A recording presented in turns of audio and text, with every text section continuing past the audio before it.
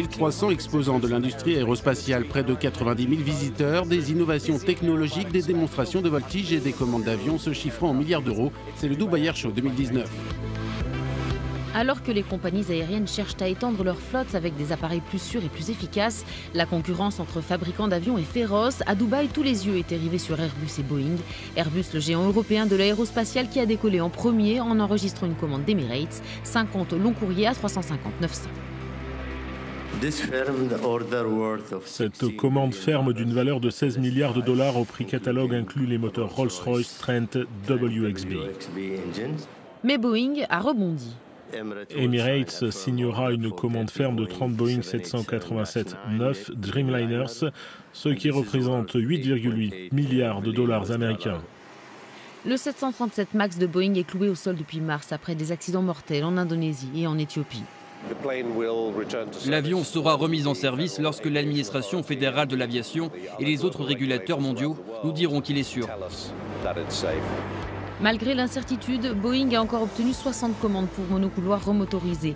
Environ 46 milliards d'euros ont transité par le Dubai Air Show, dont 16 milliards pour Boeing contre 19,5 milliards pour Airbus. C'est aussi une année historique pour l'exploration spatiale aux Émirats arabes unis.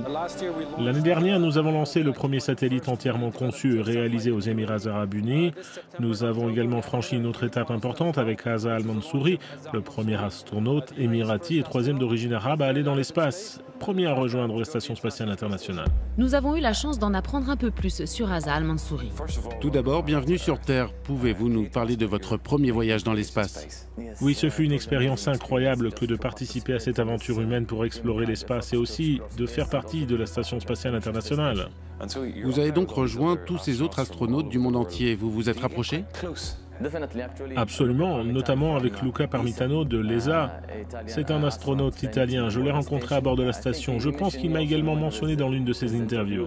Pour la première fois, nous avons un nouveau membre d'un des pays engagés dans l'exploration spatiale. Les Émirats arabes unis sont à bord de la Station spatiale internationale avec Asa Al-Mansouri.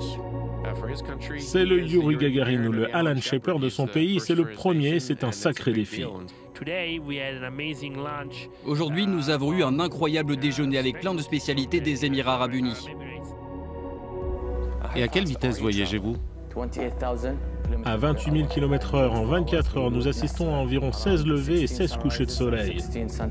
Prochaine étape pour les Émirats, la planète Mars. Et les femmes auront un énorme rôle à jouer. Nous aimons Mars. Le gros objectif de l'année prochaine, c'est ça.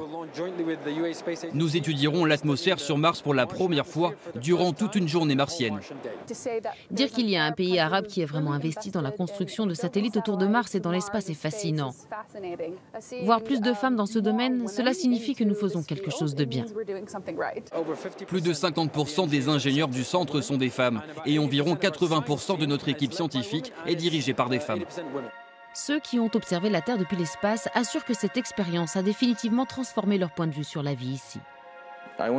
Je suis allé dans l'espace et je pourrais définir la Terre comme ceci. Paisible, belle, sans frontières, sans nom de pays, avec simplement des océans bleus et des montagnes. C'est une vue étonnante. Nous avons vraiment de la chance de vivre ici, sur notre planète.